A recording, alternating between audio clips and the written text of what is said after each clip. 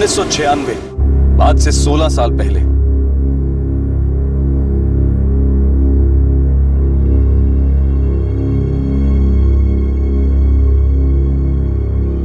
Nineteen 95-96 में हमारे total accumulated losses हैं 300 करोड़। पुणे, वडगांव और नासिक के यूनिट्स 10% कैपेसिटी पे ऑपरेट कर रहे हैं। कामत साहब, पावले नायलॉन कंपनी हमारे ग्रुप की शान थी, फ्लैगशिप थी। गिरीश भैया थी, लेकिन अब नहीं है। टाइम बदल चुका है। सही कहा निशांत, वक्त तकदीर को सर के बल उलट देता है। कभी हमारे लिए जो फ्लैगशिप थी, आज वो लायबिलिटी है, बोझ है हमारे सर पर। हमारे जो ये नए यूनिट्स है ना, ये बेहतर परफॉर्म कर रहे हैं। मानता हूँ कामत साहब, लेकिन हमारी नायलॉन कंपनी में 1000 से ज्यादा मजदूर काम करते हैं। ये बहुत मुश्किल फैसला होगा। क्या कर सकते हैं गिरीश, ग्लोबलाइजेशन की वजह से चाइना और कोरिया का नायलॉन हमारे देश में आधे भाव में बिक रहा है और उन्हें सब्सिडीज भी मिलते हैं। और हमारे यहाँ का रॉ मटेरियल, इनके भाव तो कम होने का नाम ही नहीं लेते। नेट बात तो ये है कि लोहा इससे ज्यादा गर्म हमें नहीं मिलेगा। हमने अभी हथौड़ा नहीं मारा तो खुद मारे जाएंगे। As simple as that. तो आप ये कहना चाहते हैं कि इस कंपनी को बंद करने के अलावा हमारे पास और कोई ऑप्शन नहीं है? गिरीश, ऑप्शन होता तो हम ये डिस्कशन ही नहीं करते।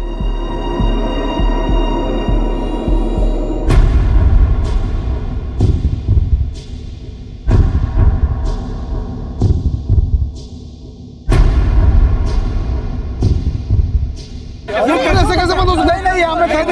अरे भाई, ऐसा कैसे बंद हो सकता है? अरे हम लोग भूखे मर जाएंगे, ऐसा होने नहीं देंगे हम लोग। कैसे मर जाएंगे यार? अरे हटो, क्या हुआ? मैनेजर साहब, ये क्या लिखा है और आज कंपनी के गेट क्यों नहीं खुले? देखिए, ये सूचना देखिए ना। एक मिनट, मैं देखता हूँ। आप सभी मजदूरों कामगारों को सूचित किया जाता है कि पावले नायलॉन कंपनी को अकथनीय कारणों से बंद कर दिया जा रहा है। अतः कंपनी को आप सभी की आवश्यकता नहीं है, इसलिए आप सबकी सेवाएं तत्काल प्रभाव से समाप्त की जाती है। देखिए, कंपनी के गेट अब कभी नहीं खुलेंगे। नहीं, मालिकों को कंपनी नहीं चाहिए और कंपनी को हम नहीं चाहिए। लेकिन मैनेजर साहब, हमारा क्या होगा?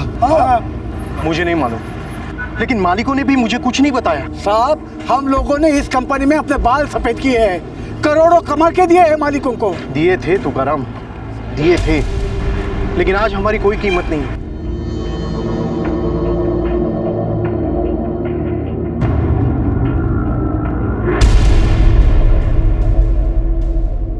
ये बहुत गलत है, बहुत ही गलत है। अब हम लोग क्या करेंगे? क्या करेंगे हम लोग? हमें और कोई काम आता तो नहीं, कोई और हमें नौकरी पे रखेगा भी नहीं। अब आगे हम क्या करेंगे? समझ में नहीं आ रहा, क्या करेंगे? एक जमाना था जब राष्ट्रपिता महात्मा गांधी के साथ सारे देश ने इंग्लैंड में बने कपड़ों का बहिष्कार किया था। और फिर आया 1990 का दशक। आजाद भारत ने रेडीमेड कपड़ों के ग्लोबलाइजेशन को गले लगाया और गले काटे हजारों फैक्ट्रीज और मिल्स के।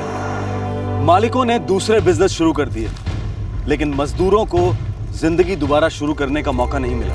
कहने को हमारा देश आर्थिक प्रगति के घोड़े पर सवार था, लेकिन दूसरी ओर हमारे देश का एक बहुत बड़ा हिस्सा बैलगाड़ी के आगे नहीं बढ़ पाया था और आज तक नहीं बढ़ पाया है। इस देश का इकोनॉमिक बूम एक दस्तक थी कि हजारों मजदूरों की बलि चढ़ने वाली। कहां गए ये लोग? क्या हुआ इनके साथ? कुछ बिखर गए, कुछ टूट गए और कुछ खो गए।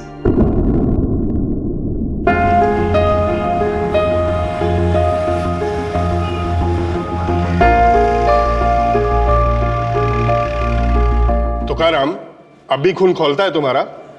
समय पर कोई काम नहीं होता तो मेरा खून खौलता है।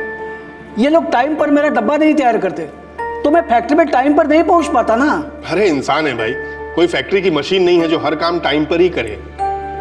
डब्बा लेट हो या ना हो, पर तुम्हें खाना टाइम पर ही खाना है। डॉक्टर साहब, मैं लेट पहुंचूंगा तो फैक्ट्री को नुकसान होता है। हम दुनिया का सबसे बेहतरीन धागा और सूत बनाते हैं। आपकी इस पैंट और शर्ट की मटेरियल में गारंटी मेरा बनाया धागा है। अब मैं लेट पहुंचूंगा तो कैसे चलेगा? सारा देश लेट हो जाएगा ना। बिल्कुल डॉक्टर साहब, हमारा बनाया कपड़ा दुनिया में नंबर 1 है। बिल्कुल ठीक तुकाराम भाऊ, आप बाहर बैठकर आराम कीजिए, मैं दवा लिख देता हूँ। ठीक है? बाबा आ जाओ बाहर। क्या रे एकनाथ, मैं अपने आप से चल नहीं सकता क्या? तुम सब लोग मुझे बीमार क्यों समझते हो? अरे नहीं बाबा, आप बीमार बिल्कुल नहीं हो। डॉक्टर साहब आता हूँ, आइए आप।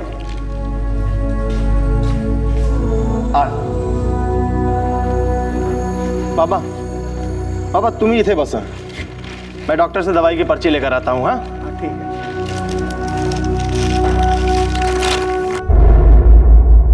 एकनाथ, तुम्हारे बाबा नौकरी खोने के सदमे से अभी भी बाहर नहीं आए हैं। बाबा हमेशा ऐसे ही रहेंगे क्या?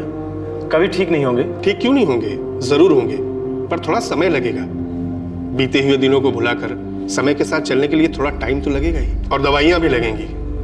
पिछले 14 साल से बाबा ऐसे ही हैं। मैं और मेरा भाई हमेशा ये बातें करते हैं कि हमारे दो बाबा हैं। एक हमारी यादों वाले पुराने बाबा जो एकदम नॉर्मल थे, और एक ये बाबा जो अपनी यादों से बाहर ही नहीं आ पा रहे हैं। तुम्हारा एक भाई डिफेंस सर्विसेज में भी है ना? जी डॉक्टर साहब, वसंत आर्मी में जवान है, जम्मू में पोस्टेड है इस समय। और तुम्हारे गांव वडगांव में अभी कोई रहता है? सब रहते हैं ना। मेरी आई है, मेरी बीवी है प्रतिभा, मेरे भाई वसंत की बीवी है कावेरी, मेरी आजी अभी जिंदा है, मेरे बाबा की आई।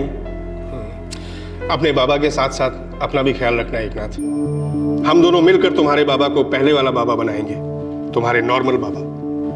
ठीक है डॉक्टर साहब, चलता हूँ। बाबा बाबा कहाँ गए? बाबा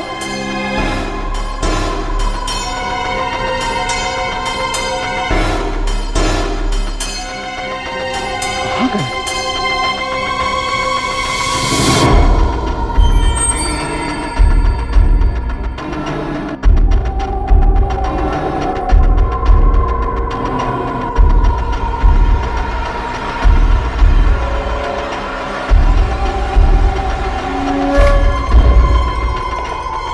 बाबा यहाँ भी नहीं है,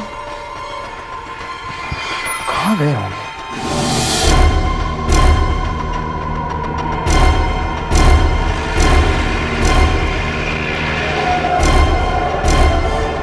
ए नामदेव, बाबा ने बघितलं का? नहीं रे, क्या हुआ? कहाँ गए? डॉक्टर के रूम के बाहर बिठाकर 5 मिनट अंदर डॉक्टर से बात कर रहा था। बाहर आकर देखा बाबा वहाँ है ही नहीं। पर मैंने उनको बाहर निकलते भी नहीं देखा। यहीं कहीं पे होंगे, जगह अच्छे से देख। पक्का ना नामदेव? हाँ एकनाथ, पक्का।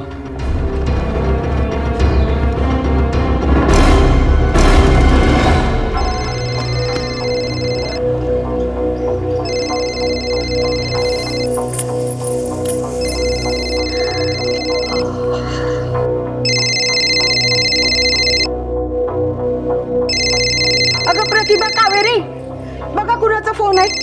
मला बाई काय समजत नाही, कुछ समझ में नहीं आ रहा है. देख. कोई नहीं, जेठ जी का फोन है. हेलो हेलो प्रतिभा, बाबा ने फोन ऑन किया था क्या?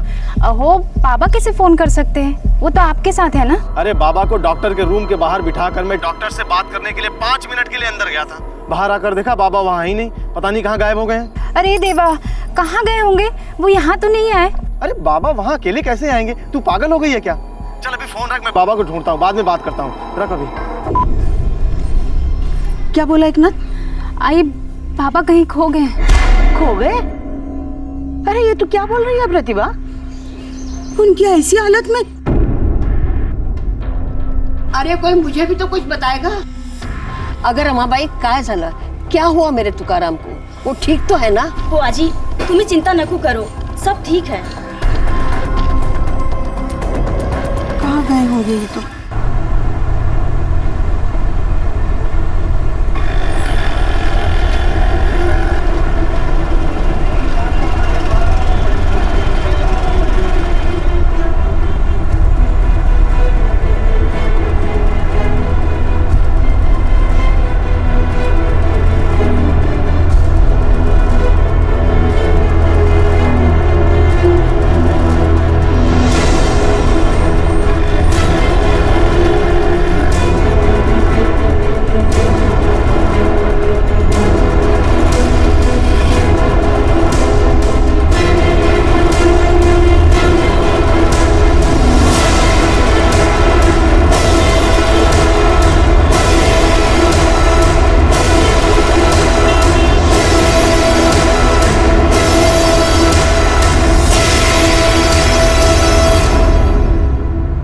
देखना दादा, मुझे लगता है तुकाराम काका आपके कैंपस में ही कहीं गुम हो गए हैं। नहीं नवीन, मैंने पूरा कैंपस छान मारा, चप्पा चप्पा देखा, बाबा कहीं नहीं है। लेकिन वे बाहर कैसे जा सकते हैं? और सिक्योरिटी की नज़र कैसे नहीं पड़ी होगी उन पर? नवीन, 14 साल किश्तों में बिखरते रहे, तब देश को नजर नहीं आए, अब सिक्योरिटी को नजर नहीं आए होंगे।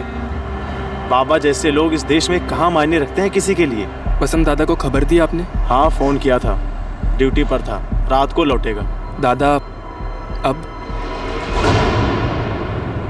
तुकाराम करपे, उम्र 52 साल। 2010 में उनकी मिल को बंद हुए पूरे 14 साल बीत चुके थे। नौकरी के साथ साथ वो अपना मानसिक संतुलन भी खो बैठे थे। पुणे के एक साइकियाट्रिस्ट के पास उनका इलाज चल रहा था और फिर एक दिन उसी साइकियाट्रिस्ट के क्लिनिक के बाहर से तुकाराम करपे गायब हो गए। उनके बेटे एकनाथ और भतीजे नवीन की लाख कोशिशों के बावजूद भी वो उन्हें ढूंढ नहीं पा रहे थे। तुम बेटे हो? जी सर। और हाँ, ये मेरा चचेरा भाई है नवीन, यहीं पुणे में सर्विस करता है सर। रिश्तेदारों के यहाँ पे देखा? सर नवीन के अलावा यहाँ पर कोई रिश्तेदार नहीं रहता पुणे में, सब गांव में रहते हैं। वडगांव गुप्ता। मेरा एक छोटा भाई है वसंत, फौज में है, इस समय जम्मू में पोस्टेड है। तुमने कहा था तुम्हारे पिताजी की दिमागी हालत ठीक नहीं है। जी सर, कई सालों से। क्या इससे पहले ऐसे गायब हुए हैं वो? नहीं सर। देखो, भटक गए होंगे, वापस आने का रास्ता मालूम नहीं होगा। मैं यहाँ के सारे पुलिस स्टेशन और पेट्रोल टीम को अलर्ट कर देता हूँ, मिल जाने चाहिए।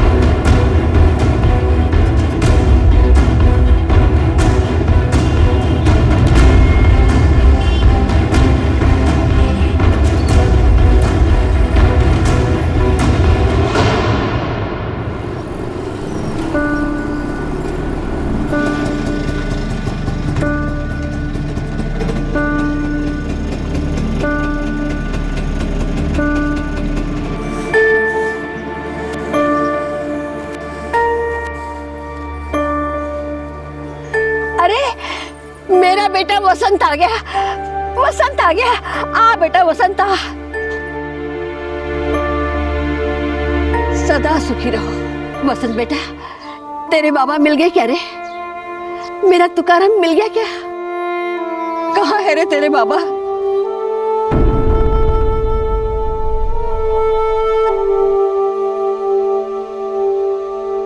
मुश्किल से 5 मिनट अंदर था डॉक्टर के साथ, उतने में बाबा बाहर गए। उनकी हालत और भी ज्यादा खराब हो गई होगी। वसंत, डॉक्टर जो दवाइयां लिख के देते थे मैं सारी बाबा को देता था, एक दिन भी नहीं चूका।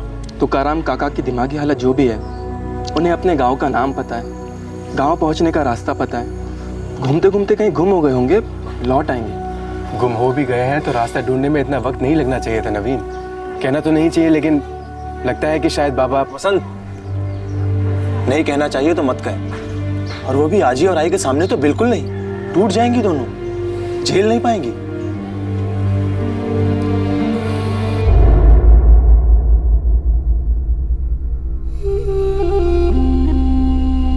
आई, भूखे रहने से क्या होने वाला? बेटा तू खाना खा ले, मैं बाद में खाऊंगी। मेरा तुकाराम, उसे कौन खाना खिलाता होगा? नौकरी गई, दिल को लगा लिया, दिल ने दिमाग खराब कर दिया, औरों की तरह दूसरी नौकरी नहीं ढूंढ पाया।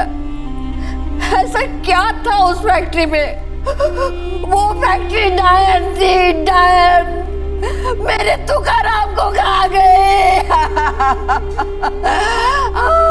हाय मेरा तुकाराम। रमा, रमा, 7:30 बज चुके हैं, मुझे डबा दे, मुझे लेट हो जाएगा। आले आले, देखो खाना अभी बना नहीं है। अब ऐसा क्यों नहीं करते, बाहर जाकर जरा ताजी हवा खाकर क्यों नहीं आते? सतिया गई क्या तू? मुझे काम पर लेट जाना बिल्कुल पसंद नहीं है। रोज रोज तुम्हें क्यों समझाना पड़ता है ये? और मुझे रोज रोज आपको ये क्यों बताना पड़ता है? आपकी फैक्ट्री बंद हो चुकी है, आपके पास कोई नौकरी नहीं है, आपको कहीं जाने की जरूरत नहीं है। एक थप्पड़ लगाऊंगा मैं तुझे, ऐसी मनोज बात मुंह से निकाली तो। मुझे डब्बा नहीं देना है, मत दे, मैं लंच टाइम में पानी पी लूंगा, लेकिन आइंदा कभी मत कहना कि मेरी फैक्ट्री बंद हो चुकी है। ठीक है बाबा, ठीक है, मैं 5 मिनट में आपका डब्बा लाती हूँ, शांत हो जाइए। अभी लाई डब्बा।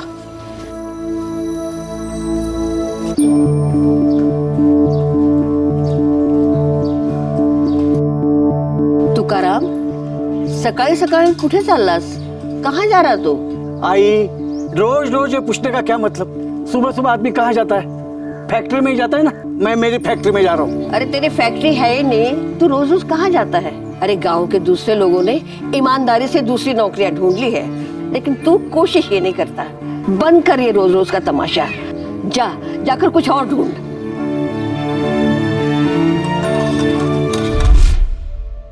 आई, हम सब में से सबसे ज्यादा मुश्किल दिन तूने देखे हैं, और अब ये, लेकिन तुम कमजोर नहीं पड़ सकती आई। उनका वो गुस्सा, वो चिल्लाना, वो बहकी बातें करना, उनके बिना ये सन्नाटा मेरा गला घोट देता है। तेरे बाबा को वापस आना ही होगा। मैं आई भवानी से प्रार्थना करती हूँ कि उनकी रक्षा कर, उन्हें घर वापस आने का रास्ता दिखा दे। बेटा होने के नाते जो तुमसे बन पाया तुमने किया।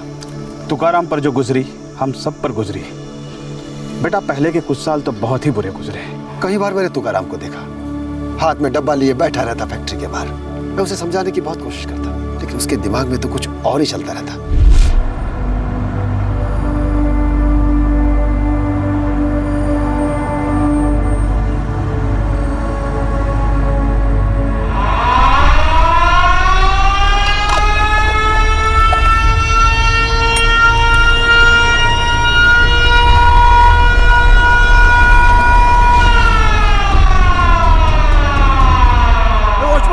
गेट क्यों बंद रखा है? अरे खोल, जल्दी खोल, अंदर काम शुरू हो गया है, मुझे ड्यूटी पर जाना है। तुकाराम भाऊ, रहने दो ना, क्यों कर रहे हो ऐसा? अरे सायरन की आवाज नहीं सुनाई दे रही तुझे? खोल खोल, जल्दी खोल, मुझे अंदर रख के मशीन शुरू कर दी है। यहाँ पिछले 7 साल से कोई सायरन नहीं बजा है मेरे भाई। लगता है अंदर की मशीनों की तरह तुम्हारे दिमाग में भी जंग चढ़ गया है। जाओ कोई दूसरा काम धंधा ढूंढो, ये यहाँ का किस्सा खत्म है। चलिए तुकाराम भाऊ, चलिए।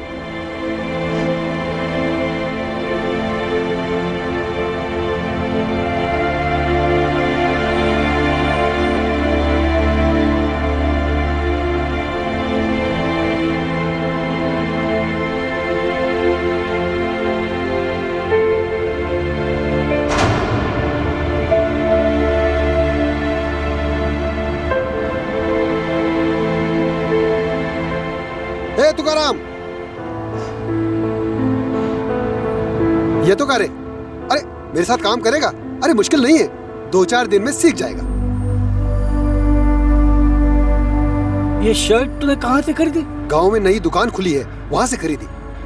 तो तूने भी तैयार माल लिया? देख तुकाराम, तैयार माल सस्ता मिलता है और सारा जमाना पहनता है। मैं जमाने के साथ चलता हूँ, तू कभी समझना नहीं। कब तक पुरानी बातों को लेकर बैठेगा? देख तुकाराम, तुझे काम की गरज है, काम को तेरी गरज नहीं है। बदल रहे अपने आप को, अपनी सोच को। गोपाल, पूरे 18 साल मैंने इस कंपनी में कपड़ा बनाया है। हर महीने तनख्वाह हाथ आती थी ना, तो मेरा सीना फूल जाता था। अब भी बच्चों से पैसे मांगने पड़ते हैं, बहुत बुरा लगता है रे। तुकाराम, हमें मालिकों से काफी पैसे लेने हैं, वो भी हमारे हक के पैसे। उसके लिए हम लोग लड़ रहे हैं, लेकिन पता नहीं कितना वक्त निकल जाएगा। बड़े लोग हैं वो, 4 पीढ़ियां बैठ के खा सकते हैं, लेकिन हमें तो रोज कमाना है और बच्चों को खिलाना है। इसलिए बोल रहा हूँ, चल मेरे साथ, कोई नया काम सीख ले।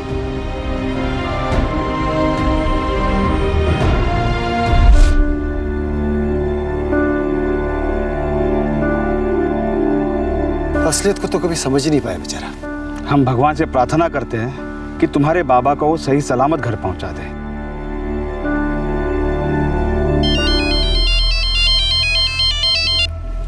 हेलो जी हाँ, मैं एकनाथ बोल रहा हूँ। बस जी मैं 2 घंटे में पहुँचता हूँ। सर मैं आ ही गया समझो। कोई खबर? बनवारी पुलिस स्टेशन से फोन था। क्या बोले? तो करम काका मिल गए? उन्होंने तुरंत बुलाया है। चलो कोई अच्छी खबर ही होगी। अच्छा काका चलते हैं हम। चल।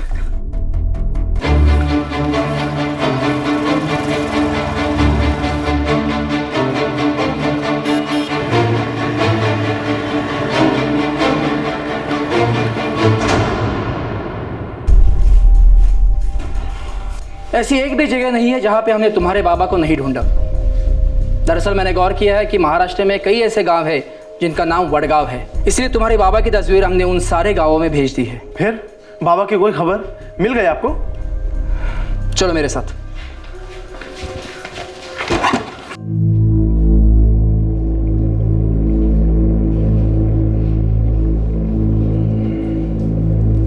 एकनाथ, मैंने तुम्हें फोन पे नहीं बताया था, पर तुम्हारे पिताजी की उम्र और हुलिये से मिलती जुलती ये कुछ लावारिस लाशें हमें पुणे और उसके आसपास मिली थी।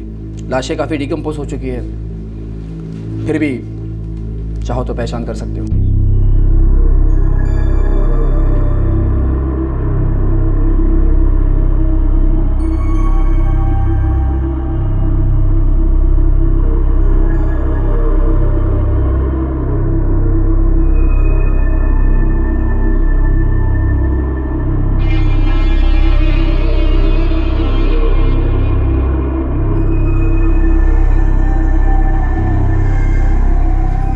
से मेरे बाबा कोई नहीं है।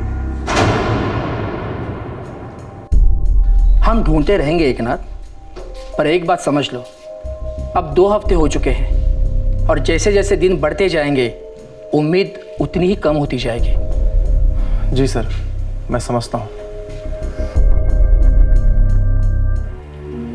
एकनाथ दादा, मुझे कल लौटना होगा, ड्यूटी ज्वाइन करनी है। मुझे भी वसंत। वसंत दादा, एकनाथ दादा, आप लोग अपनी अपनी ड्यूटी ज्वाइन करिए। मेरे पास थोड़ा टाइम है इधर, मैं पुलिस वालों के टच में रहूँगा। थैंक यू नवीन।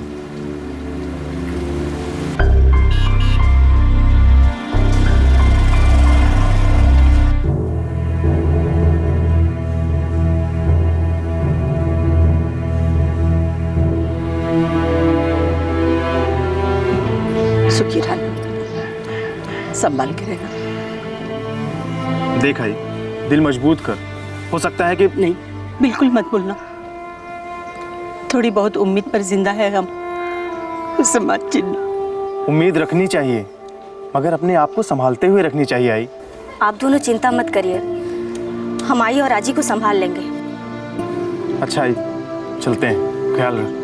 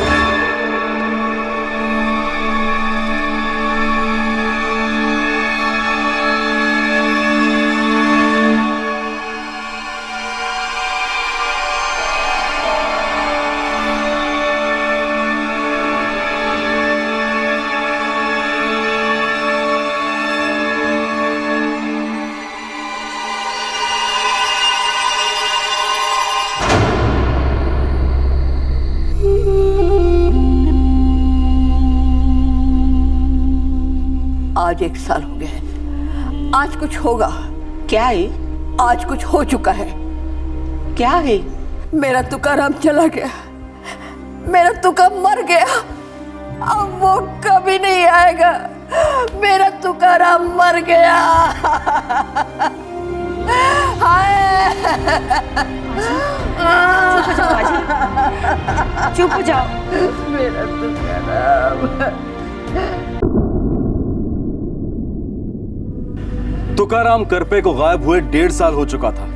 ऐसा लग रहा था कि मानो तुकाराम हवा हो गया हो, नहीं सा हो गया हो। इस बात का भी शक था कि शायद तुकाराम की मृत्यु हो चुकी है। और फिर अचानक अगस्त 2011 में तुकाराम करपे के बारे में खबर आई।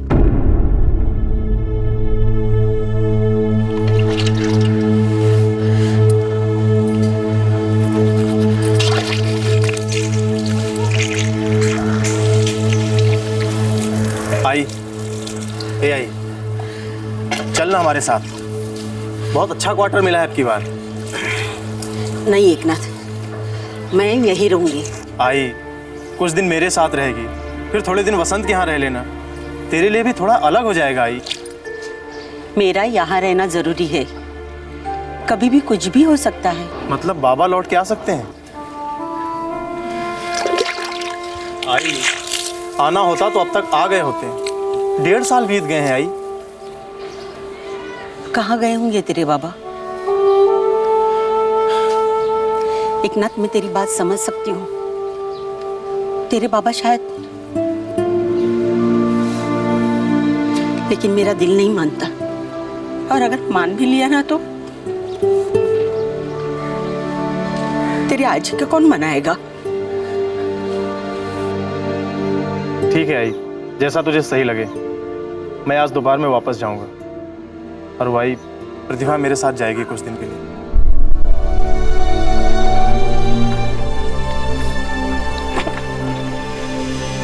हाँ जी, चलते हैं। सदा सुखी रहो, संभाल के जाना। अरे एकनाथ, तुम्हारे नाम की चिट्ठी आई है। मेरी चिट्ठी?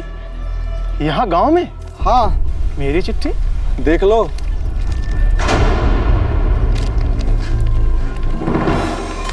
अमृतसर से चिट्ठी है? एकनाथ जी, मेरा नाम पंकज कालरा है। मैं शेर पंजाब न्यूज़पेपर में पत्रकार हूँ। मुझे हाल में ही खबर मिली है कि लाहौर पाकिस्तान में सेंट्रल जेल है, जहाँ एक कैदी का नाम तुकाराम करपे है। काय झालं हो? काय रे एकनाथ, किसकी चिट्ठी है? बोलना रे, पढ़ना, चिट्ठी में क्या लिखा है? एकनाथ जी, मेरा नाम पंकज कालरा है। मैं शेर पंजाब न्यूज़पेपर में पत्रकार हूँ। मुझे हाल ही में खबर मिली है कि लाहौर पाकिस्तान में एक सेंट्रल जेल है, जहाँ एक कैदी का नाम तुकाराम करपे है।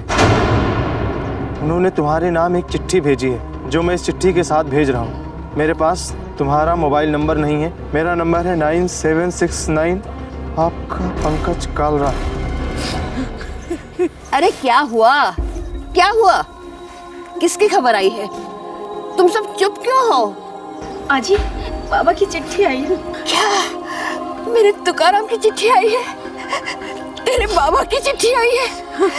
पढ़ना, क्या लिखा है? पढ़। बेटा एकनाथ, तुम सब कैसे हो? मैं यहाँ पाकिस्तान लाहौर के एक जेल में हूँ। मुझे नहीं मालूम मैं यहाँ कब और कैसे पहुँचा, लेकिन लगता है बहुत दिन हो चुके हैं। ये लोग मुझे खाना वाना देते तो है, पर मैं बहुत थक गया हूँ। मेरे सर में दर्द होते रहता है। मुझे अपने गांव और घर का पता भी ठीक तरह से याद नहीं है। जितना याद था लिख दिया। मुझे यहाँ से ले जा बेटा। मैंने इन लोगों को कई बार बताया, मैं पावले नायलॉन कंपनी में काम करता हूँ, पर ये लोगों को मेरी कंपनी के बारे में कुछ भी नहीं मालूम। बेटा, कंपनी के मैनेजर से जल्दी जाकर कह दे, मैं बहुत जल्द ड्यूटी पर लौटूंगा, नहीं तो खामखा मेरी सभी छुट्टियां काट देंगे, तनख्वाह भी काटेंगे, और ऊपर से मेरे बिना मेरा डिपार्टमेंट नुकसान में जाएगा ना। बेटा, मुझे घर का पता अच्छे साफ अक्षर में लिख भेज। मुझे घर आना है बेटा, काम पर जाना है।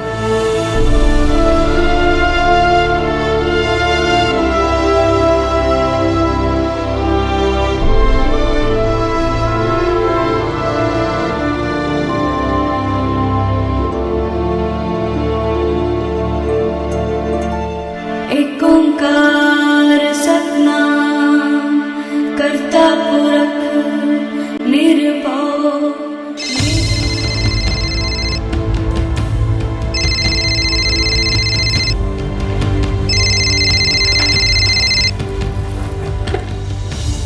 हेलो, नमस्ते। आप पंकज कालरा जी बोल रहे हैं? जी हाँ, बोल रहा हूँ। आप कौन?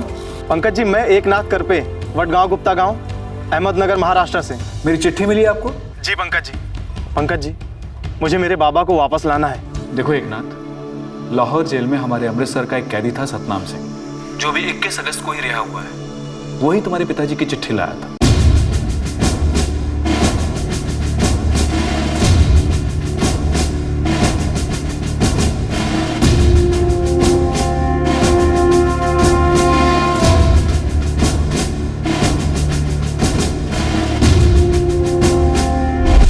गलती से गया सी, रिश्तेदारों से मिलने अटारी गया था।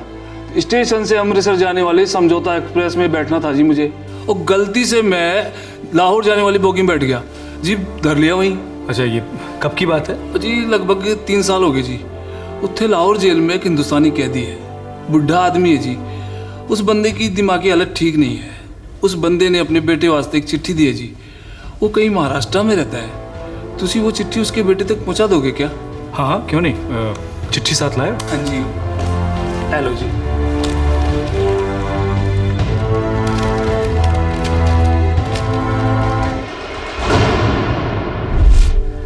तो इस तरह वो चिट्ठी मुझे मिली एकनाथ। पंकज जी, मैं वहाँ किसी को जानता नहीं हूँ। क्या आप मुझे सतनाम सिंह से मिलवा सकते हैं? अगर आप अमृतसर आ सकते हैं तो मैं आपकी सतनाम सिंह के साथ मीटिंग करवा दूंगा। शुक्रिया, बहुत मदद होगी आपकी पंकज जी।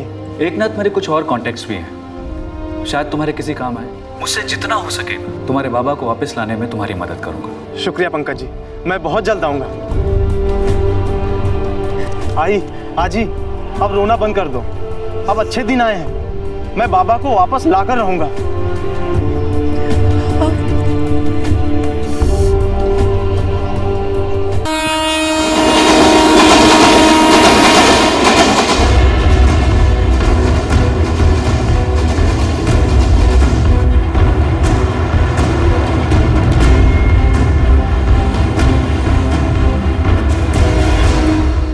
एक ओंकार सतनाम।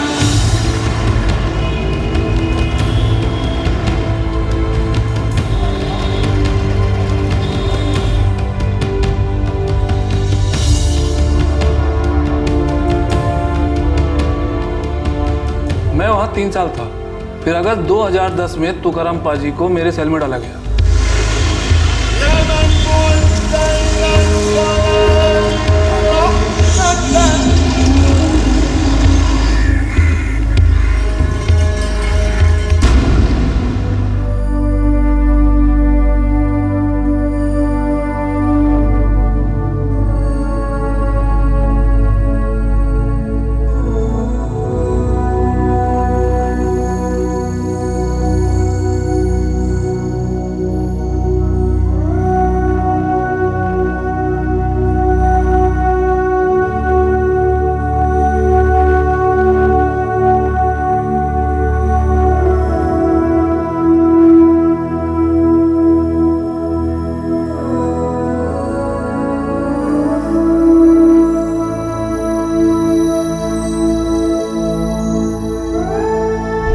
अगस्त 2010? लेकिन बाबा तो जनवरी 2010 में गायब हुए थे। जी मुझे इतना याद है कि तुकाराम पाजी अगस्त में मेरे सेल में आए। अब उसके पहले कहाँ थे वो मैं नहीं जानता। कभी उन्होंने कुछ बताया? क्या हुआ, कैसे हुआ? क्या घर वालों को याद करते थे वो ज़रा दिमागी तौर पे बीमार थे। 1996 में उनकी फैक्ट्री बंद जो पड़ी, फिर उसके बाद। हाँ ये बात तो सही है। तुकाराम पाजी का वो थोड़ा मेंटल वाला चक्कर तो था। कई दफ़ा हमने उनसे बात करने की कोशिश भी करी।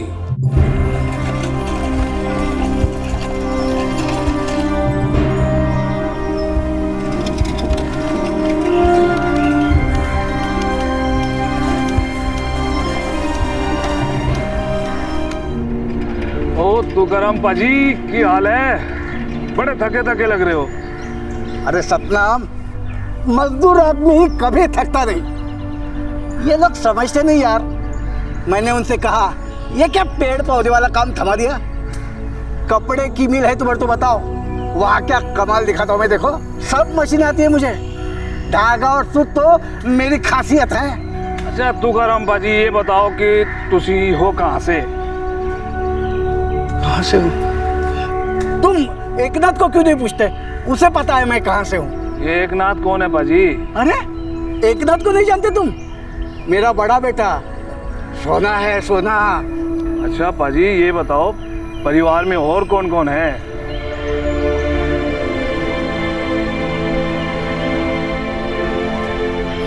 चलो कोई गल नहीं, ये बताओ तुसी यहाँ आए कैसे?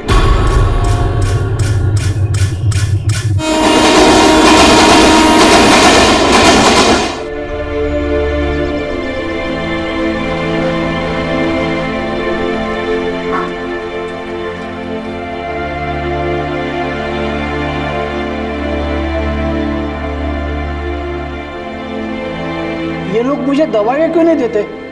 बहुत दिन हुए मैंने एक भी गोली नहीं खाई। पाजी, तुमने उन्हें बताया नहीं कि तुम्हारी तबीयत खराब है? तुमको डॉक्टर से मिलना है। डॉक्टर?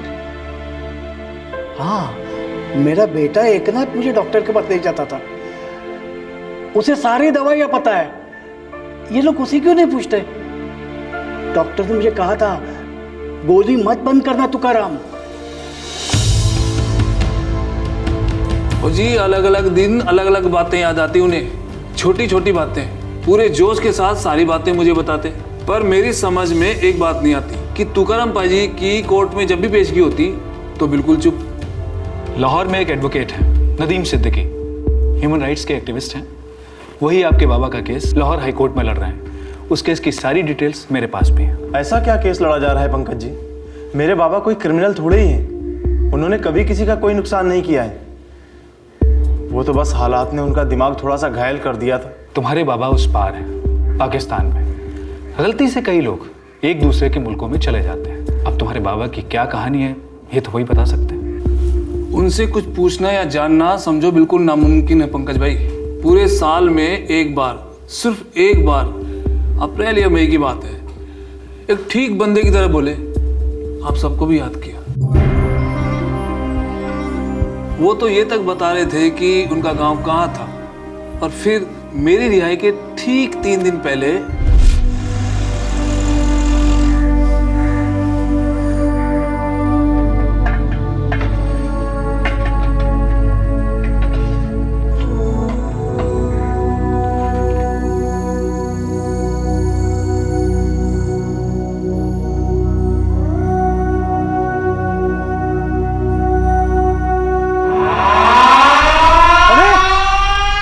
इतने आराम से क्यों खाना खा रहे हो? चलो चलो जल्दी चलो, सायरन बज चुका है। ड्यूटी पर जाने का समय हो गया। मशीन हमारा इंतजार कर रही है। चलो जल्दी जल्दी आओ, मेरे पीछे पीछे आओ। अरे यार खोलो खोलो। अरे सायरन बज चुकी है, मुझे मशीन शुरू कर दी है। कोई फैक्ट्री नहीं है, चल उधर, बंद कर दूंगा अंदर। अरे ओ तुकाराम पाजी, ओ की बात है, वो यहाँ क्यों खड़े हो? अरे यार सतनाम, मुझे फैक्ट्री के अंदर जाना है। ये लोग जाने ही नहीं देते। मुझे मशीनें शुरू कर दी है। फैक्ट्री? हाँ, पावले नायलॉन कंपनी। ये एक ही तो फैक्ट्री है हमारे गांव में।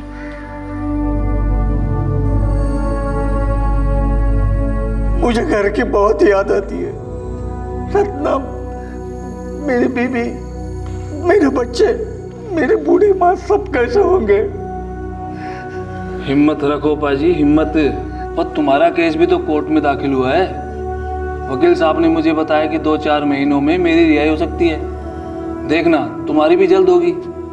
ये लोग जानते हैं कि तुम इनके देश के लिए कोई खतरा नहीं हो। तुम किसी का कुछ बिगाड़ोगे नहीं। मुझे सिर्फ घर जाता है बस। बहुत याद आती है मुझे।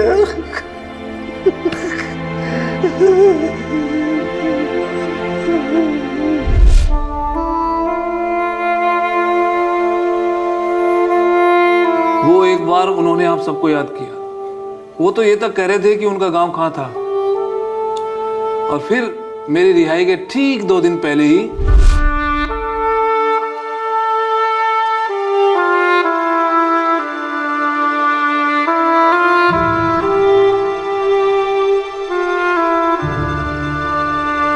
सतनाम, ये चिट्ठी संभाल के रखना। मेरे बेटे एकनाथ के नाम लिखी है। हमारे वतन पहुंचने ही डाल देना। मेरा बेटा आएगा, मुझे लेने जरूर आएगा। उसे चिंता ना करो पाजी, पहुंचा दूंगा। खाना खाओ।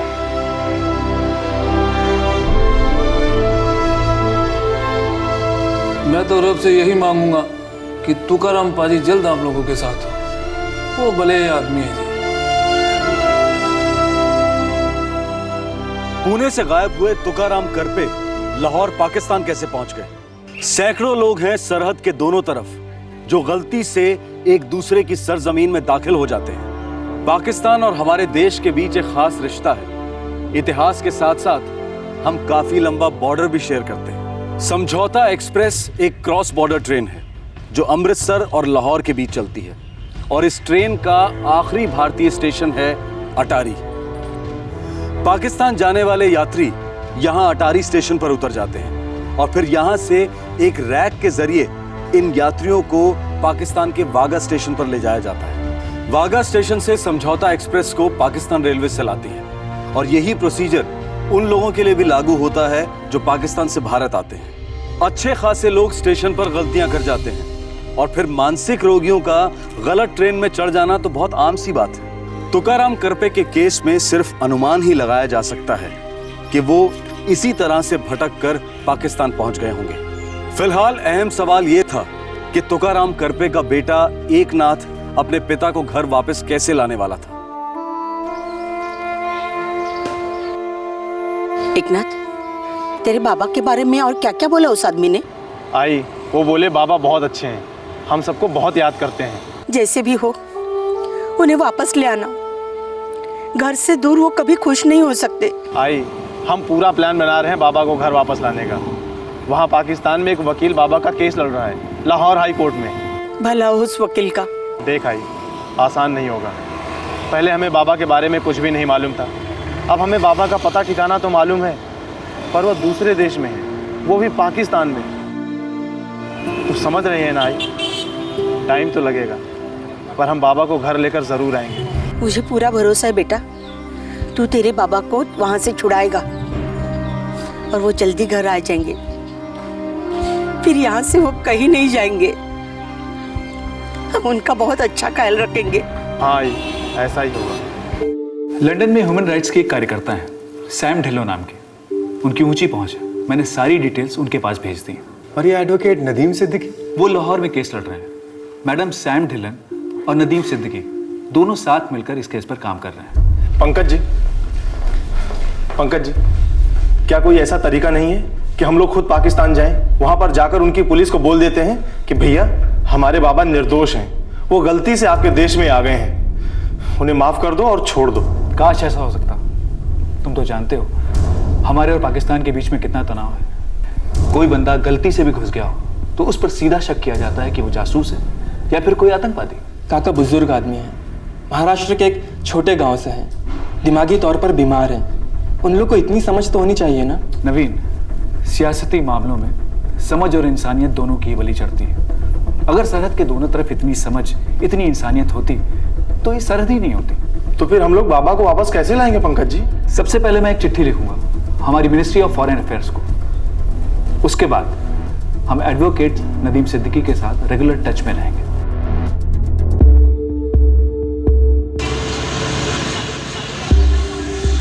देखिए, आप इसमें मुवक्किल के दस्तखत करवा लीजिएगा और इसको ज़रा समझिए। अस्सलाम वालेकुम, एडवोकेट नदीम सिद्दीकी हियर। नदीम जी नमस्ते, मैं एकनाथ करपे बोल रहा हूँ, तुकाराम करपे जी का बेटा।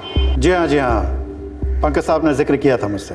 वकील साहब, मैं जानना चाहता था कि मेरे बाबा के केस का क्या हो रहा है, कब तक रिहा हो रहे हैं मेरे बाबा? देखिए, सुनवाई के लिए मैं कई मिन्नतें कर चुका हूँ और एकनाथ साहब ऐसे हर केस को मैं बड़ी बारीकी से देखता हूँ। इंशाअल्लाह बहुत जल्द अच्छी खबर आनी चाहिए। धन्यवाद वकील साहब, धन्यवाद। आप हमारी बहुत बड़ी मदद कर रहे हैं। वकील साहब, आप मेरे बाबा से मिले हैं? कैसे हैं मेरे बाबा? मैं नहीं कहूँगा कि वो बड़े चंगे हैं, पर हालत खस्ता भी नहीं है। बस दुआ कीजिए कि वो जल्द से जल्द रिहा हो जाएं और अपने वतन, अपने घर पहुँच जाएं। जी।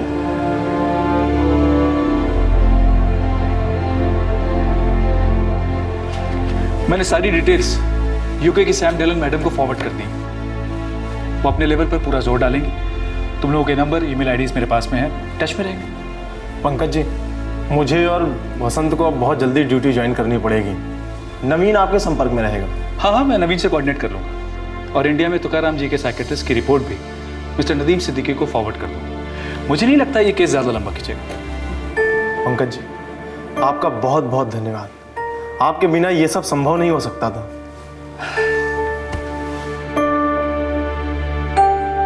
तुकाराम करपे का पता तो चल गया था, एक बहुत बड़ा पड़ाव पार हुआ था।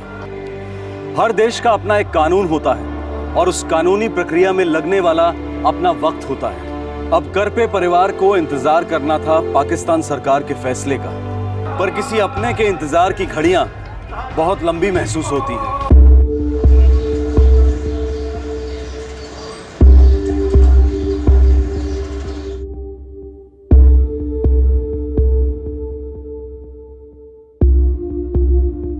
जनाब, मेरे मुवक्किल मिस्टर तुकाराम करपे और मिस्टर परमिंदर सिंह, इन दोनों ने तकरीबन 1 साल का वक्फा जेल में बिताया है। एफआईआर और तहकीकात के मुताबिक इन दोनों हिंदुस्तानियों के खिलाफ कोई भी इंक्रिमिनेटिंग एविडेंस नहीं मिला है जो ये साबित करता हो कि ये दोनों पाकिस्तान में किसी गलत इरादे से दाखिल हुए थे। दरअसल ये दोनों मामले एक्सीडेंटल स्ट्रेइंग के हैं जनाब। I like to bring to your notice sir कि यहाँ बैठे mister Tukaram Karpe mentally disturbed हैं। सेंट्रल जेल के साइकाट्रिस्ट ने इस बात की तस्दीक की है। ये रही उनकी रिपोर्ट और ये केस पेपर्स हैं हिंदुस्तान के साइकाट्रिस्ट के जो इनका इलाज कर रहे थे पूना शहर में।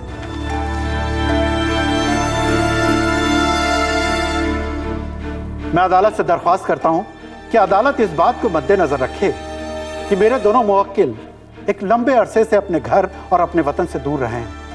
यहाँ इन्होंने बहुत सी तकलीफें झेली हैं, बहुत से सदमे बर्दाश्त किए। मेरी अदालत से दरख्वास्त है कि सबूतों की बिना पर अब इन्हें रिहा कर दिया जाए और फौरन इन्हें अपने मुल्क हिंदुस्तान के लिए रवाना कर दिया जाए। मैं ये पेपर स्टडी करूंगा। अगले हफ्ते 10 सितंबर को इस केस का फैसला सुनाया जाएगा। शुक्रिया जनाब।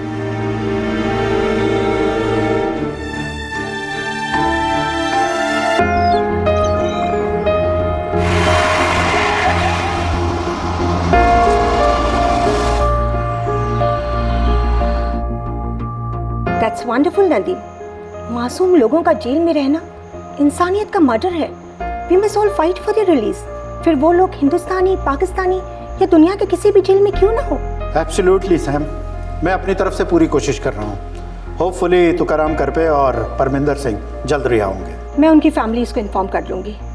नदीम, ये उनके लिए बहुत डिफिकल्ट टाइम है। यस। Okay, bye.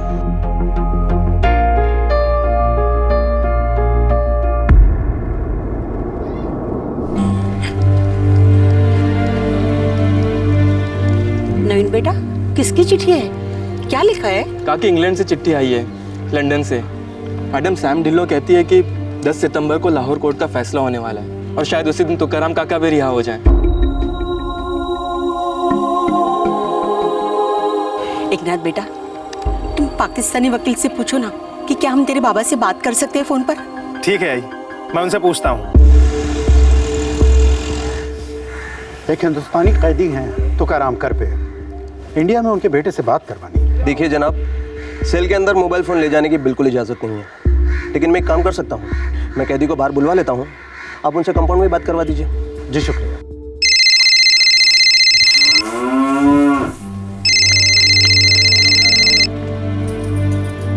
बाबा का फोन है। हेलो बाबा, बाबा मी एकनाथ बोलतोय। एकनाथ? मेरा बेटा एकनाथ? बाबा कैसे हो बाबा? मैं ठीक हूँ बेटा। तू मुझे लेने नहीं आया बेटा? आ रहा हूँ बाबा, बहुत जल्दी आ रहा हूँ आपको लेने। आपकी तबीयत कैसी है बाबा? कभी कभी चक्कर आता है, लेकिन बेटा अब मैं घर वापस आऊंगा ना तो रोज दवाई लूंगा। तुम लोग जो कहोगे सब मान लूंगा। किसी से झगड़ा नहीं, कुछ नहीं। बेटा मैं बहुत थक गया हूँ रे। मी बोलती तुमची रमा।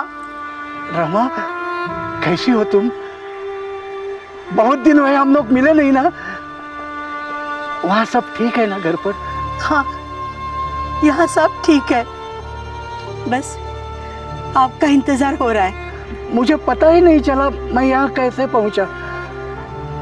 मैंने इन लोगों को बार बार कहा अरे मुझे जाने दो, मला सोडा। पर मुझे मेरे गांव का पता ही नहीं याद आता था। बस पौले नायलॉन फैक्ट्री इतना ही याद था, लेकिन यहाँ किसी को भी उस फैक्ट्री के बारे में मालूम नहीं है। अब तो हम सबको पता है ना कि आप कहाँ हैं। चिंता न करो, एक नाथ आपको लेने जरूर जल्दी आ जाएगा। आपके बिना यहाँ कुछ ठीक नहीं लगता। मुझे भी सबकी याद आती है, लेकिन सबसे ज्यादा याद आती है मेरी फैक्ट्री की। रमा, तूने मेरा डब्बा संभाल कर रखा है ना?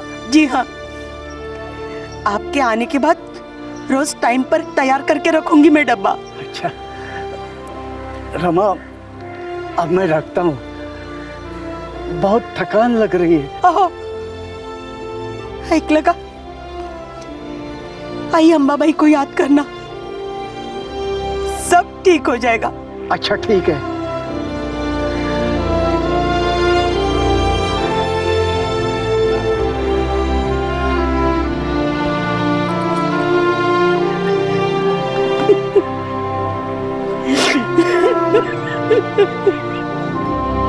अरे मेरे तुकाराम बेटे ने क्या कहा? कब आ रहा वो? हाँ जी, हाँ जी, 10 सितंबर को पता चल जाएगा। बाबा बहुत जल्दी घर आएंगे, बहुत जल्दी घर आएंगे बाबा। बहुत जल्दी घर आ जा। मेरा तुका घर आएगा, मेरा तुका घर आएगा, मेरा तुका घर आएगा।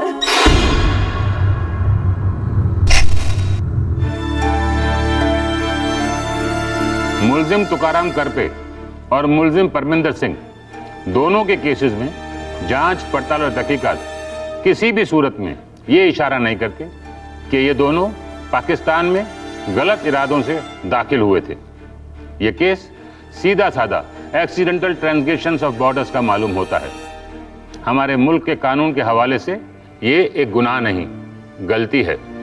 अमूमन ऐसे गलतियों के लिए हमारे मुल्क में 1 साल की सज़ा सुनाई जाती है, जो मैं इन दोनों को सुना रहा हूं। मुलजिम तुकाराम करपे और मुलजिम परमिंदर सिंह को 1 साल की सिंपल इम्प्रिजनमेंट की सज़ा सुनाई जाती है, पर चूंकि 19 अगस्त 2010 के FIR 36B/2010 के मुताबिक ये दोनों पहले से ये सज़ा काट चुके हैं, इसलिए ये अदालत तुकाराम करपे और परमिंदर सिंह को फौरन रिहा करने का हुक्म सुनाती है।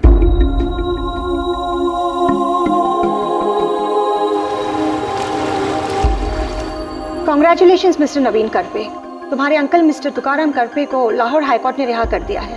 Thank you very much ma'am for the good news.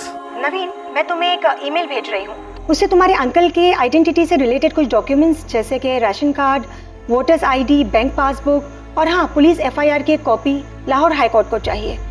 ये सारे डॉक्यूमेंट्स मैं मिस्टर एडवोकेट सिद्दीकी को भेजूंगी। ये तुम्हारे अंकल की रिहाई के लिए बहुत ज़रूरी है। श्योर मैम, मैं भेज दूंगा as soon as possible. Thank you very much ma'am. Okay, bye.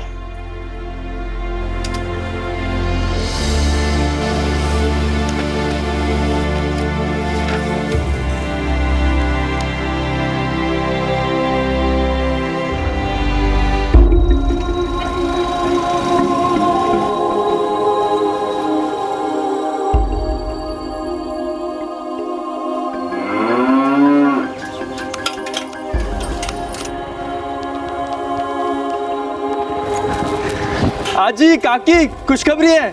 क्या है? काका रिहा हो गए।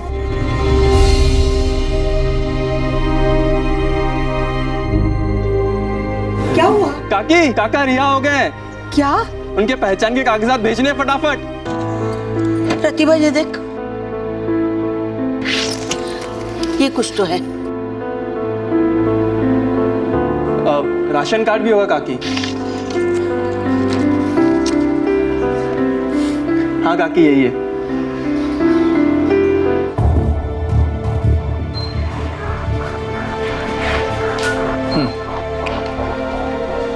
ये रही आपकी काका की गुमशुदगी के FIR की रिपोर्ट की copy. Thank you so much inspector साहब। अब हमारे तुकाराम काका बहुत जल्दी रिहा हो जाएंगे।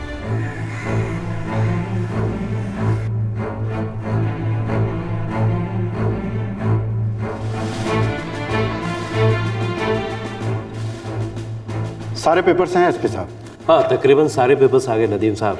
बस एक पेपर्स फॉरेन मिनिस्ट्री से आना बाकी है, वो आ जाए तो रिहाई फौरन की जाएगी। लेकिन कोर्ट के रिलीज ऑर्डर्स तो है ना यहाँ। वो हम भी जानते हैं नदीम साहब, पेपर्स यही हैं, पर मामला इंटरनेशनल है और ख़ास तौर पे हिंदुस्तान से ताल्लुक़ रखता हुआ है। फॉरेन ऑफिस से क्लियरेंस कंपलसरी है।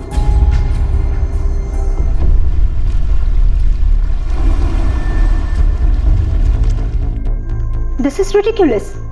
जब कोर्ट ने रिलीज ऑर्डर्स दे दिए हैं तो फिर फॉरेन ऑफिस इतना देर क्यों लगा रहा है? I have no idea Sam. मैंने सारे पेपर्स इंडियन एम्बेसी और पाकिस्तान फॉरेन ऑफिस में जमा करा दिए हैं। मैं दोनों की रिप्लाई का इंतजार कर रहा हूँ। हम रोज उन्हें कॉल कर रहे हैं, लेकिन पता नहीं वो इतना वक्त क्यों ले रहे हैं। एक स्ट्रॉन्ग लेटर भेजो नदीम। अगर वो लोग इस पर भी रिस्पॉन्ड नहीं करते, हम लोग कोर्ट में एक पिटीशन फाइल करेंगे। यस सैम, मैं अभी लेटर ड्राफ्ट करवाता हूँ। जब वहाँ की अदालत ने रिहा कर दिया है तो उन्हें वापस आने से क्यों रोका जा रहा है?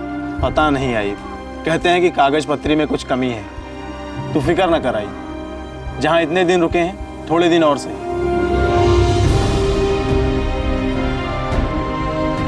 परमिंदर, हम वापस घर कब जाएंगे? पता नहीं, बोल रहे कुछ और वक्त लगेगा।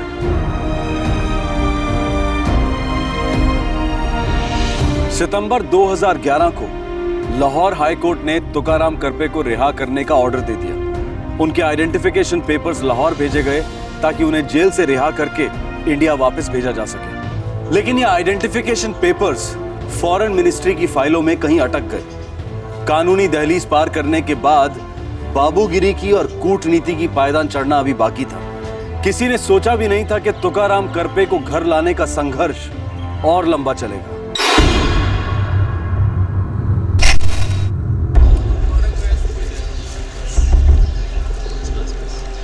जनाब, ये जो हो रहा है ये जायज़ नहीं है। यह हमारे मुल्क के कानून के खिलाफ है। मेरे मुवक्किल मिस्टर तुकाराम करपे और मिस्टर परमिंदर सिंह अपनी अपनी सजाएं काट चुके हैं। इसी कोर्ट ने उनके रिहाई के ऑर्डर्स पास किए थे। उनके आइडेंटिफिकेशन के सारे पेपर्स जमा कर दिए गए। इस वक्त उन दोनों को अपने घरों में होना चाहिए, अपने मुल्क में। उन्हें यहाँ रोके रखना गुनाह है जनाब, और हमारे कॉन्स्टिट्यूशन के आर्टिकल 199 के बिल्कुल खिलाफ है। और एक बात मेरी समझ से बिल्कुल परे है जनाब, कि आखिर उन्हें यहाँ रोक कर हासिल क्या हो रहा है? सिर्फ पाकिस्तानी टैक्स पेयर्स के पैसे खर्च हो रहे हैं। मिनिस्ट्री ऑफ फॉरेन अफेयर्स को इन दोनों मामलों में आखिर प्रॉब्लम क्या है सर? प्रॉब्लम है, तभी तो उन्होंने अभी तक उन दोनों कैदियों के रिलीज ऑर्डर सैंक्शन नहीं किए हैं एडवोकेट नदीम। उनका साइड भी सुन लेना बनता है। I hope you understand. जी जनाब।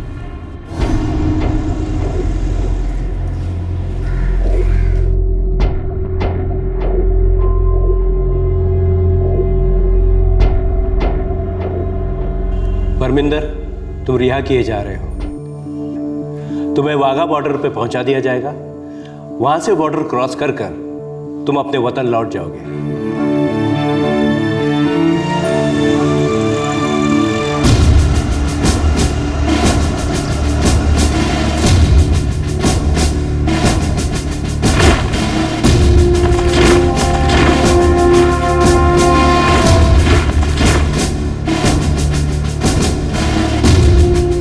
तुकाराम और परमिंदर की रिहाई के ऑर्डर्स एक ही दिन आए थे। 4 महीने बाद जनवरी 2012 में परमिंदर को जेल से रिहा किया गया और बॉर्डर पर छोड़ दिया गया। परमिंदर इंडिया लौटा, लेकिन तुकाराम करपे को जेल से नहीं निकाला गया और कोई ठोस कारण भी नहीं बताया जा रहा था। इंडियन हाई कमीशन के अधिकारी तुकाराम के साथ टच में थे, लेकिन तुकाराम करपे अभी तक जेल में ही थे।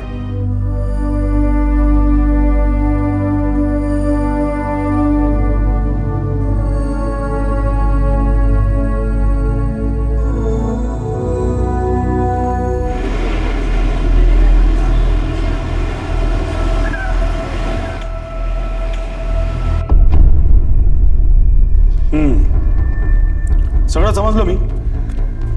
तुम लोग चिंता मत करो, मैं ये मुद्दा पार्लियामेंट में उठाऊंगा। मिनिस्ट्री ऑफ एक्सटर्नल अफेयर्स के साथ में हम बात करेंगे, कुछ ना कुछ हल जरूर निकलेगा। साहब, हमारे बाबा की तबीयत बिल्कुल अच्छी नहीं है और अब उनकी उम्र भी हो रही है। वो लौट आएंगे एक नाथ, हम उनके लिए लड़ेंगे, तुम चिंता मत करो।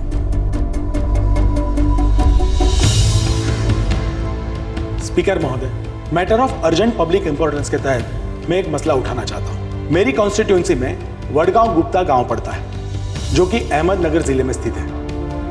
वहां के एक रहवासी श्री तुकाराम करपे जनवरी 2010 में गायब हो गए। श्री करपे एक मेंटल पेशेंट है। उन्हें काफी ढूंढा गया पर वे नहीं मिले।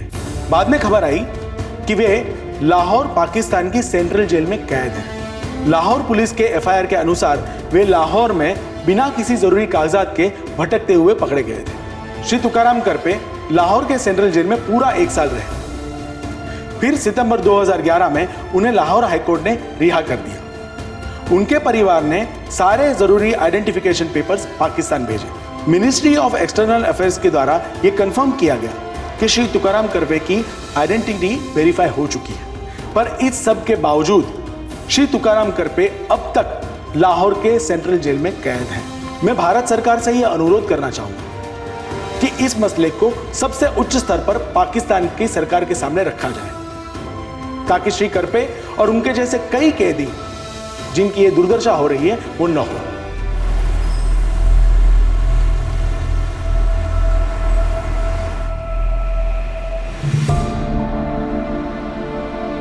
हम इस लड़ाई में कोई कसर नहीं छोड़ रहे हैं एकनाथ। देखो, मिनिस्ट्री ऑफ एक्सटर्नल अफेयर्स की ओर से आया हुआ ये लेटेस्ट जवाब। 7 मई 2012 को पाकिस्तान में हमारे दूतावास ने पाकिस्तानी अधिकारियों को यह सूचित किया है कि श्री तुकाराम करपे एक भारतीय नागरिक हैं।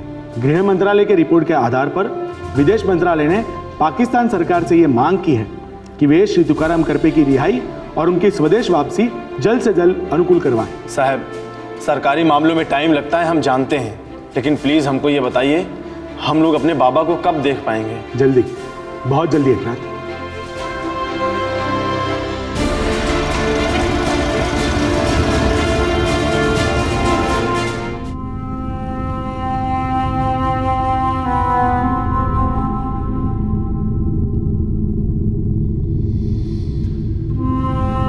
हमेशा के लिए मेरी आंखें बंद होने से पहले मैं एक बार अपने बेटे तुकाराम को जरूर देखना चाहती हूँ। मेरा पागल बेटा, उसे कितनी बार समझाया, एक ही चीज के पीछे मधुमक्खी जैसे नहीं पड़ते।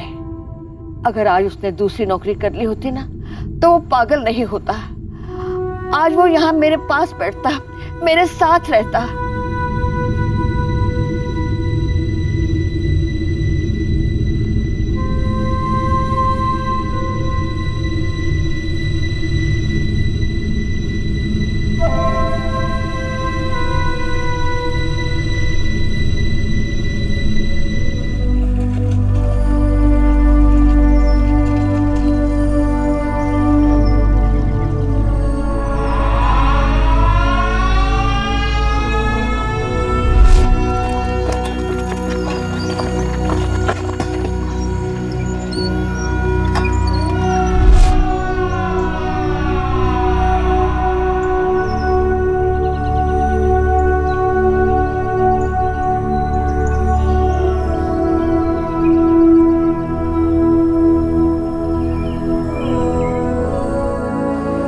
निराशा के अंधेरे सन्नाटे में आखिरकार एक उम्मीद ने दस्तक दी।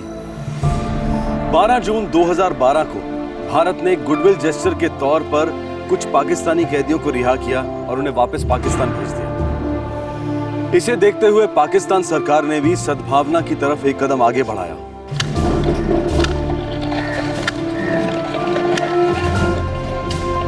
तुकाराम, तुम्हारे लिए खुशखबरी है।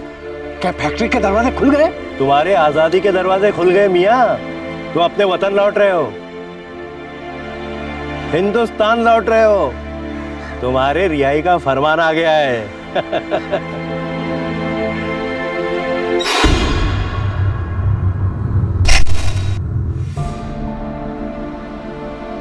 तुकाराम, तुम्हें वाघा बॉर्डर पर हिंदुस्तानी अफसरों की हिफाजत में सौंपने का जिम्मा हमारा है और वह हम बखूबी पूरा करेंगे।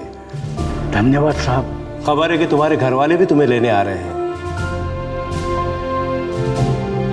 यह केस भानुदास विट्ठल कराले नामक व्यक्ति की जिंदगी पर आधारित है।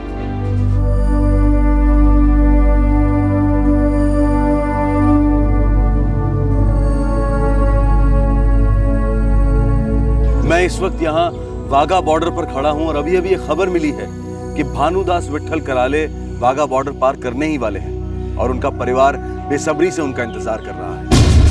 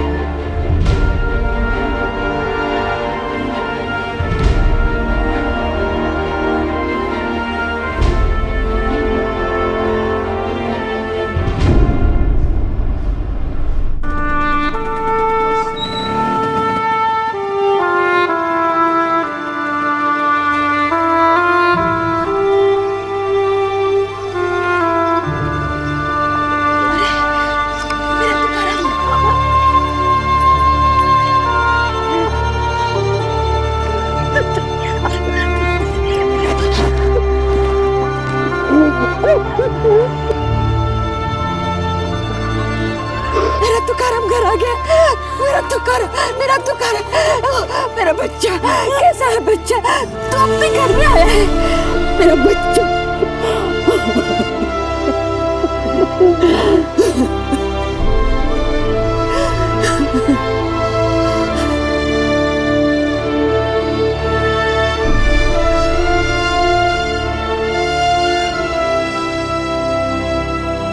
जनवरी 2010 में भानुदास विट्ठल कराले गायब हुए थे और जून 2012 में वो अपने घर वापस लौटे। दरअसल वो 1996 में ही मानसिक रूप से खो गए थे, जब वो फैक्ट्री बंद हो गई थी जहां उन्होंने सालों नौकरी की थी। अच्छे वक्त में हर कंपनी अपने वर्कर्स को एक बड़े परिवार का हिस्सा करार देती है। कैमरास के सामने गले लगाया जाता है, इश्तिहार दिए जाते हैं। जैसे ही हल्का सा भी मुनाफा घटता है, बेरहम डाउनसाइजिंग शुरू हो जाती है, जो किसी कत्लेआम से कम नहीं। लिबरलाइजेशन और रिफॉर्म्स के नाम पर ग्लोबलाइजेशन सैकड़ों फैक्ट्रीज और लाखों मजदूरों को रातों रात निकल गया। जब फैक्ट्रीज और मिल्स बंद हुई तो सस्ती लीज पर मिली जमीन फैक्ट्री मालिकों ने हीरों के दाम पर बिल्डर्स को बेच दी और मजदूरों के हाथ लगी भयंकर बेकारी और तकाबाजी। लॉसेस दिखाने के नाम पर कई मजदूरों का प्रोविडेंट फंड तक हड़प लिया गया। वो मजदूर आज तक अपने हक के लिए लड़ रहे हैं। ग्रोथ रेट और स्टॉक एक्सचेंज में इतना सा भी उतार चढ़ाव आने पर कॉर्पोरेट इंडिया और सरकारें ऐसे थर-थर कांपने लगती हैं मानो भूचाल आ गया हो। और दूसरी ओर इस बूमिंग इकोनॉमी में करोड़ों मजदूर, किसान, कारीगर लाचारी के दलदल में धंसे हुए हैं। आक्रोश का घूंट पिए अपनी गरिमा और खुददारी को नीलाम होते देख रहे हैं। क्या ये अमीर और गरीब के बीच की बढ़ती दरार मायने ही नहीं रखती? प्लानिंग कमीशन कहती है कि अगर कोई नागरिक दिन के 28 रुपए से ज्यादा कमाता है तो वो गरीबी रेखा के ऊपर है। 28 रुपए दिन के। क्या हमारे बुद्धिजीवियों के दिल में इंसानियत और दिमाग में कॉमन सेंस दोनों का अकाल पड़ गया है? क्या इस दरिद्री अवस्था को सुधारने के लिए आप और हम कुछ कर सकते हैं? कर सकते हैं। मोमबत्ती जलाना और फेसबुक क्रांतिकारी बनना एक तरफ, हम बात कर सकते हैं रोजमर्रा की जिंदगी की। हमारे शहरी जीवन में हमारे कई मुलाजिम हैं, जरा उनकी तनख्वाह और सहूलतों पर गौर करें। अपने दिल पर हाथ रखकर अपने आप से पूछिए, क्या इस तनख्वाह में इनके बच्चे अच्छी तालीम और अच्छी खुराक पा सकते हैं? क्या ये लोग इस जीवन में असली गरीबी रेखा पार कर पाएंगे? क्या महंगाई इन्हें छुए बिना निकल जाती है? ये एक क्राइम शो है। हम सिर्फ इतना ही कह सकते हैं कि गरीबी सबसे बड़ा जुर्म है और गरीबी की दस्तक को ना सुनना हर अमीर के लिए शर्मनाक और खतरनाक है। भानुदास कराले अपने घर पहुंच गए हैं। इस तरह के और भी एपिसोड देखने के लिए हमारे चैनल को सब्सक्राइब करें और बेल आइकन दबाना ना भूलें।